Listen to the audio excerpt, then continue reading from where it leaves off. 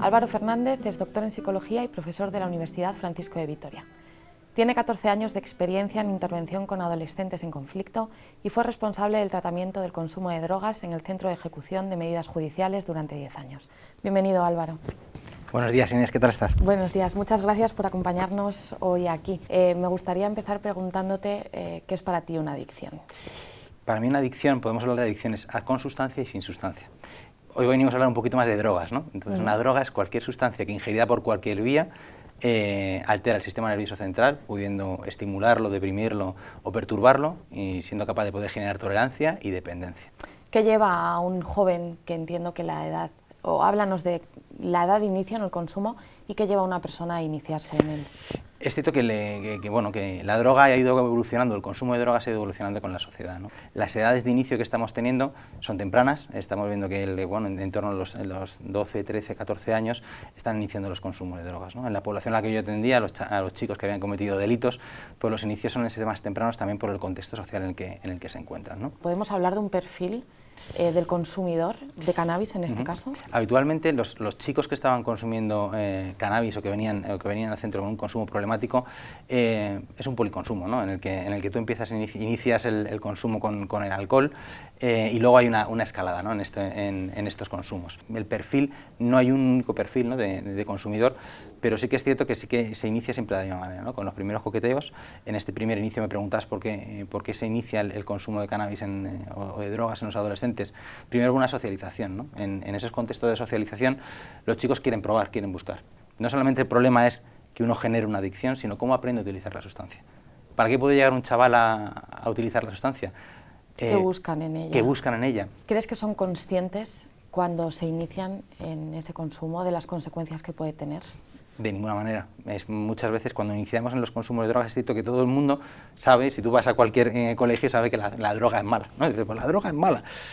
No perciben que el daño no es tanto que tú generes una adicción, que también, sino cómo se hila en tu repertorio de habilidades de afrontamiento los consumos, ¿no? ¿Dónde ponemos el límite en el consumo, por ejemplo, de cannabis entre un consumo esporádico o que no podemos considerar como problemático?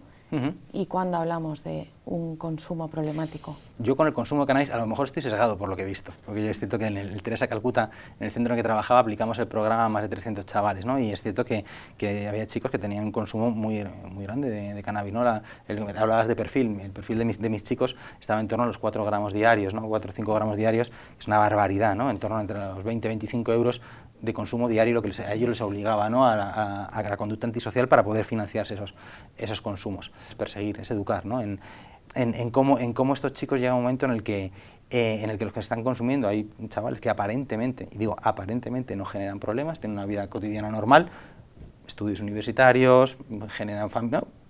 pero no sabemos conscientes cómo se ha enraizado ese consumo en su repertorio de habilidades de afrontamiento, ¿no? Sí que es cierto que la línea ahora mismo no la estamos distinguiendo bien, ¿no? Y mucha gente tiene un consumo problemático de cannabis y muy pocos son conscientes en ese sentido. Cuando me respondías pensaba que quizás la pregunta adecuada hubiese sido ¿hay algún consumo que no sea problemático, que no nos haga saltar las alarmas, la alarma? ¿no? Las alarmas. Es cierto que hay muchas conductas de iniciación en los consumos que no van a más, ¿no? Y hay mucha gente que, la mayor parte de la gente que ha consumido drogas esporádicamente en un momento concreto no genera una adicción. Pero sí que es cierto que nunca sabes la predisposición que tienes a generar una conducta adictiva, ¿no? Entonces, al final es ponerte en una situación de riesgo. Sí que es cierto que ¿dónde está el límite? Oye, pues si cuando tú sufres, consumes, tienes un problema. Si cuando tú quieres divertirte, consumes, tienes un problema.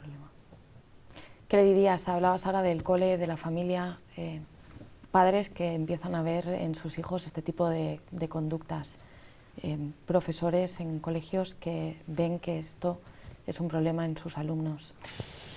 Pues es cierto que es complejo y es muy difícil, ¿no? Cuando llega un momento en el que yo como padre te puedo decir que, claro, ves a tu hijo y el abordar una conducta inadecuada en él que sabe que le puede hacer mucho daño, es muy complejo y es muy complicado. Lo primero le diría que paciencia, ¿no? Que primero vamos a respirar antes de, ¿no? Pues tenemos esa evidencia, le estamos viendo con esos ojos rojos o con ese, perdón por la expresión, el chinazo en el pantalón o con ese olor a marihuana que distinguimos.